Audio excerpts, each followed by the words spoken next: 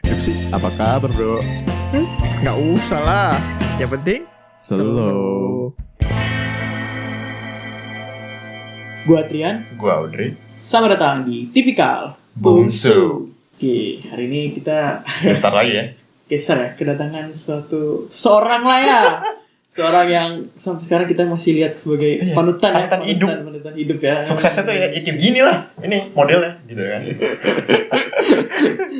Ya, kita kedatangan Pak Alrizal. Ya, coba perkenalkan dulu dong, ini suara siapa, saya siapa gitu. Ya, oke, saya dengan Alrizal, biasa dipanggil Rizal. Aldi bisa, Ijul bisa, apapun lah panggilan gue banyak. Aliasnya banyak ini. Jadi Pak Alrizal ini kakak saya ya, Iya. kakaknya Trian ya. Iya. Kakaknya Audrey juga sih. Kita bingung nyari guest star sebenarnya. Jadi ya udah. Kita Iya, cari iya, keluarga. iya. Standar lu rendah banget, standar sukses lu. Gak mau kan bilang gak dibayar tapi nggak apa ya? Iya, Iya bener. nggak apa katanya. Ya, duit intinya kita sih. Yang ada gue yang bayar, tau gak lu? Oh iya benar. Oh iya, ini kayak disponsorin ya. Sponsorin sama Pak Rizal ini berbaik hati lah ya. Ya makanya kita udah Ini sih rencananya kita hari ini mau ngebahas tentang apa ya? Kita kan masih anak muda lah ya bahasanya ya. Iya. Anak muda lah ya. Masih belum bisa dipanggil Pak belum bisa gitu ya. sulit. Kita ingin belajar bagaimana sih menjalani hidup, bagaimana menjalani hidup sebagai seorang dewasa gitu. Seperti itu loh. Gimana kita penasaran. Pandangannya ya. Berat banget pertanyaannya. Di interviewnya gue gak pernah tanya kayak gini. Ya silakan. Kayak mungkin gini loh, bro. Yang gue tahu nih, mereka sering banget dulu dipanggil Joki, Idul Hoki. Katanya hoki mampus sih dari dulu. Katanya Hoki mampus sering dulu. Iya makanya. Jadi gimana tuh hokinya lo? Ya banyak sih berapa yang gue dari di SMA lah. Yang gue inget sih dari SMA ya. Lu panggil Joki. Iya, apakah hokinya diasah dulu atau gimana? Salah, gue dipanggil Juki itu waktu kuliah. Oh, sama kuliah? orang-orang kuliah. Iya, gue nggak tahu kenapa dipanggil Juki lah. Itu ngasal-ngasalannya teman-teman aja waktu kuliah. Biasalah. Di tiap jenjang tuh panggilan gue beda-beda. Waktu SD gue dipanggil Kojol. Apa tuh? Gak tahu. Waktu SMP Itu karena project online. mirip-mirip sama SD, jaraknya cuman beberapa langkah doang dari SD. Gue sama dipanggil Kojol juga.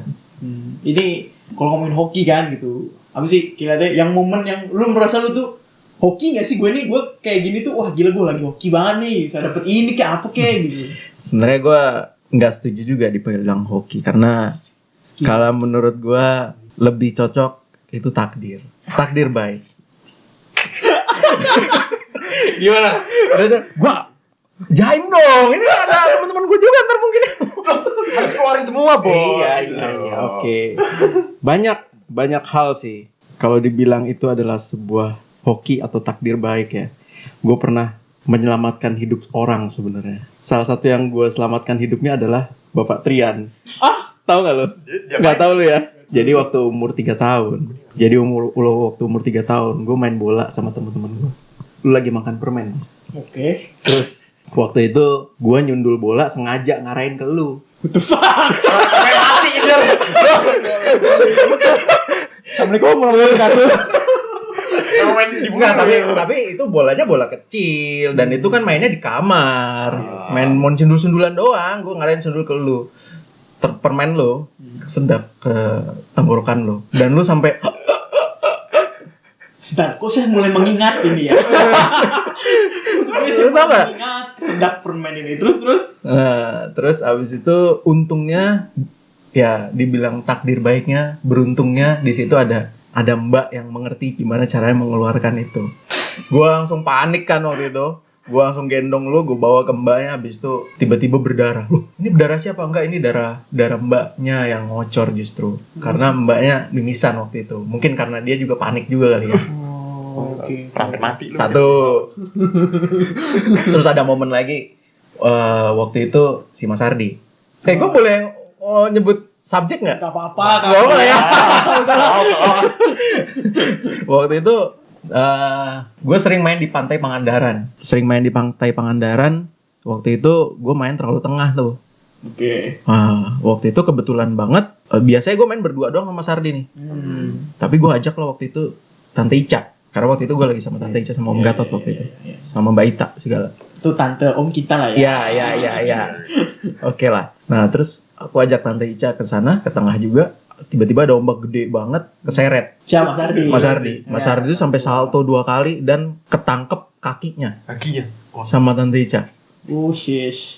Beruntungnya gue, maksudnya ya hokinya itu adalah gue ngajak Tante Ica. Gue merasa itu bersyukur banget. Langsung hoki lah. Termasuk hoki. Termasuk hoki. Ini hoki yang menurut gue pengalaman ini kan. Iya. Paling bersyukur lah. Bersyukur lah ya. Paling bersyukur lah. Terus Masuk ada ITB gitu. Hoki deh, ada gimana? masuk ITB, hoki, dibilang hoki. Ya. Gue dulu jelek banget loh. Ini Masa? waktu Mukanya? di Di hoki anjir. jelek-jelek, yang penting gue udah punya anak 3. Ya, gue dulu waktu di SMA ranking 23 loh, dari 24. Kelas 1. Tuh, we feel that bro. Iya. Pesantren mah. Ya itulah. Ya, masuk ITB mah enggak sih dibilang hoki, enggak juga. Malah setelah masuk ITB gue ada kejadian hoki karena waktu itu mau lulus. Mau kelulusan. Kelulusan itu di ITB itu bulan Maret, Juli sama Oktober. Selalu tuh. Oh iya. Selalu 3 tuh. kali ya? 3 kali. Waktu itu TA gue harusnya disubmit di bulan Maret akhir. Bulan Februari maksimal batas submitnya. Oke. Nah, ternyata gue nggak sempet tuh. Karena gue mau ngejar kelulusan di bulan Maret. Oke. Nggak sempet. Tapi entah kenapa, tiba-tiba karena ada disnatalis, gue lupa, disnatalis yang pokoknya wah banget lah. Gue nggak tahu itu 100 tahun, nggak tahu, kayak nggak 100 tahun deh. Kayak 75 tahun waktu itu. 75 tahun, terus akhirnya dimundurin lah karena mau ada pergelaran Disnatalis itu. disnatalis itu. Akhirnya dimundurin 1 bulan. Wah, langsung. Wah, iya, Gimana? nggak pernah tuh kayak gitu tuh. Betul, ini kenapa nih ngejar pengen wisuda cepet nih? Apa udah kelamaan kuliah gitu? Bukan, karena waktu itu seseorang yang menjadi istri gue sekarang Oh iya. itu dia angkatan 2 tahun di atas gue dan dia kemungkinan lulusnya sama nih di tahun yang sama karena dia 3 tahun, dia 3 tahun loh, dia 3 tahun loh, gue 4,5 tahun, bayangin. Gue 4,5 tahun, dia 3 tahun. Curang SBM mah. Halo Dedi. Nah, gue nggak mau tuh. Masa gue mesti barengan wisudanya? Nggak mungkin, nggak mau gue. Nah, akhirnya gue mengejar-ngejar itu wisuda di bulan Maret itu dan akhirnya dimundurin 1 bulan ke bulan April. Wah, Hoki banget ya. Itu hoki. Hoki. Bisanya gitu. Kok gua mantan gua itu wisuda duluan bro. Halo lo, Biar tahu gua jauh banget. lah, lu sama mantan lu dulu bukannya sangkatan? Ya Apa? seangkatan justru. Sangkatan ya? Seangkatan. Bener, molor. Saya bangga kok tetap aja. Ya, kalau seangkatan ada kemungkinan lah. Ini dia adik kelas ya. kelas. Penting bisa dikejar dong. Ya. Emang nih kuliahnya. Nah, itu salah satu menurut gua momen. Mungkin kalau apa ya?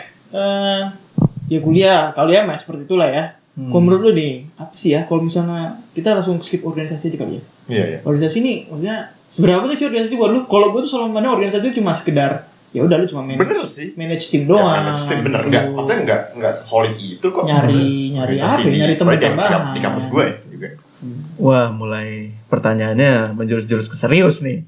Iya. Organisasi ya. Yang jelas lu bilang tadi organisasi itu manage orang. Iya, manage orang. Itu lu dapat nggak di kuliahan? Di kuliahan gue dapet enggak? Manage orang? Tidak dong. Enggak kan? Iya. Itulah pentingnya organisasi. Lu sendiri udah mention sendiri tadi. Salah satu pentingnya organisasi itu memang soft skill-nya. Soft skill-nya apa sih yang didapat? Leadership, managing people, kayak gitu. Dan itu nggak didapat di kuliahan. Dan satu lagi sih, link. Nah, Kalau di saya ya, kalau di tempat kampus saya itu link itu benar-benar gue merasa banget lah. Berguna banget link itu. Kampus enggak. semua kampus Semua kampus. Iya. Unik gitu, himpunannya gila. Tapi teknik mesin tuh kebanyakan kayak gitu semua sih bro. Di Teknik universitas Teknik manapun mesin itu. tuh siapa?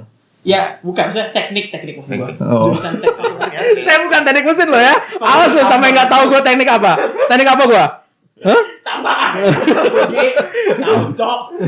Kagak, maksud gua teknik itu entah kenapa di semua universitas tuh selalu merajalela, merasanya karena kayak universitas tuh isinya cuma teknik doang. Solid ya. Solidnya tuh kayak solid mampus gitu. Wah, kalau mesin memang dia solid sih. Di semua universitas kayaknya, HMM tuh. Kalau lu pernah dengar Solidarity Forever tuh, itu punya motonya HMM banget. Himpunan Mahasiswa Mesin ya. Iya, berarti Ini di mana-mana.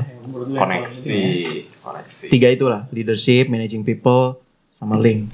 Iya, koneksi. Itu lu nggak dapet di kuliahan. Sebenarnya kalau link lu dapet lah. Cuman kalau di kuliahan itu kan lu sekedar belajar doang kan. Iya. Tapi kalau di organisasi lu ngobrol sama si orang itu gimana caranya supaya sebuah acara itu jadi gitu kan.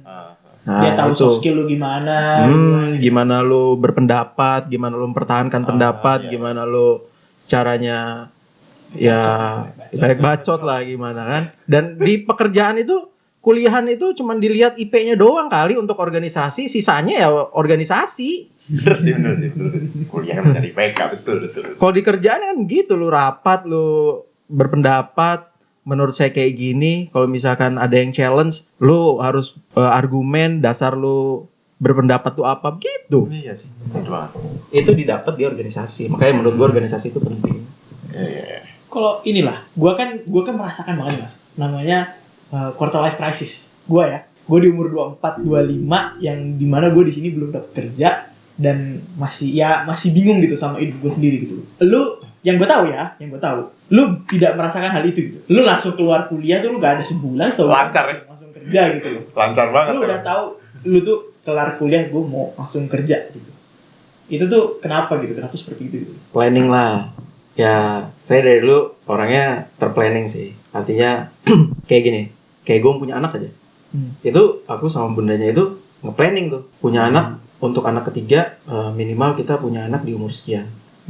Kecapean tuh. Syafiq itu, anak ketiga gue itu lahir di tahun 2019, which is saat umur gue 32 tahun.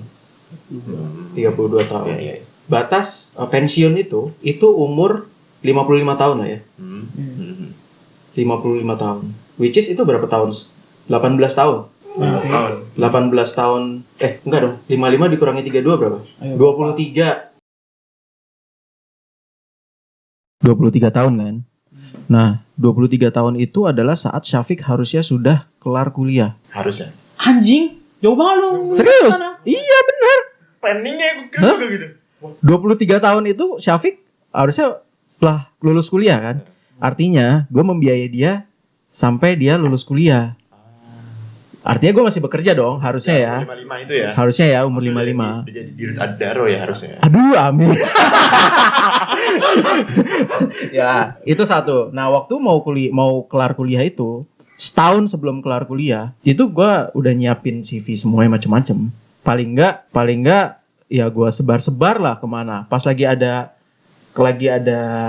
event-event job fair gue taruh aja meskipun gue belum lulus ya. Semuanya. Waktu itu sempat paling enggak latihan interview dan tahu cara psikotes itu seperti apa. Mana tahu dulu kan sebelum kita lulus. Nah, waktu sebelum lulus tuh gue udah tahu psikotes itu kayak gini. Memang nggak bakalan diterima, gue tahu karena gue belum lulus kan. Tapi gue udah belajar latihan untuk itu gitu. Latihan interview, terus gimana cara-caranya interview. Waktu itu gue justru belajarnya sama bundanya tuh. Karena bundanya punya mata kuliah gimana menghadapi interview. Di SBM tuh ada loh. Oh, gitu ada. Iya. Wah, keren. Di kita nggak ada kayak gitu di teknik. Nah, gue dapet dari bunda cerita kan, di interview kayak gini. Oke. Nah, itu gue terapin pas lagi interview dan gue juga diskusi sama lu juga kan. Itu caranya interview. Gitu. Terencana, bro. Jadi kapan sih lulus? Kapan sih nikah? Surprise ya, Pak. Terus Oke. apa ya? Palingan kalau gue ya gue yang pikir juga pengen tahu lah ya. Iya, Gimana betul sih lu tuh kalau kehidupan bekerja itu rasanya seperti apa sih, Bro? Apakah Kehidupan dari bekerja. kuliah? Apakah lu kalau misalnya sekarang nih, misalnya nih ya, sekarang lu diberikan kesempatan untuk kuliah kembali. Iya. Ya kuliah kembali dalam artian ya S2 gitu. Untuk S2 gitu. Lu bakal accept atau enggak? Jujurnya berat untuk gue S2 lagi itu sebenarnya. Malas. Ya, bisa dikatakan dunia pertambangan saat ini gue melihat dari atasan-atasan gue juga ya. Nggak ada yang S2 bro. Ini contoh berarti lu ya, contoh ya. Nah, nggak ada yang S2 artinya ya gue saat ini sedang menikmati bekerja. Ya gue ya bekerja enak. Apalagi setelah lu punya keluarga ya. Kalau lu punya keluarga, lu akan punya tanggung jawab lebih. Nah, di saat itulah lu butuh sebuah pekerjaan kan. Iya. Supaya lu bisa menghidupi keluarga lu lah. Patternnya kan seperti itu. Supposedly. Ya saat ini ya enakan bekerja atau hal-hal lainnya ya saat ini gue lagi menikmati masa itu. Menikmati tanggal 25 aja. Nunggu tanggal 25. Iya, Mas. Karena itu ya yang gue dapet tuh kayak teman-teman gue tuh gini loh. Dia temen gue tuh ada yang belajar gitu. Belajar di kantornya belajar gitu, disuruh belajar tapi dibayar kan gitu loh. Sedangkan kalau anak kuliah kan belajar kagak dibayar. Bayar lagi. Itu yang gue selalu dapat gitu sampai sekarang. Makanya gue tuh ngerasa iya mendingan kerja ya, belajar juga gitu. Belajar juga dan dapat duit. Ya itulah. Bedanya memang sebenarnya lu kalau kuliah S2 tuh yang dicari itu bukan nilai S2 lu atau gelar S2 lu, tapi pola pikir lu ntar. Pola pikir S2 sama S1 mungkin akan berbeda. Mungkin ya. Iya. Ya. Nah, terlebih kalau S2 itu kan lebih banyak tugas, lu lebih banyak jauh lebih banyak kan, lu ngerasain kan? Gue belum ngerasain sih, tapi gue dapet cerita aja.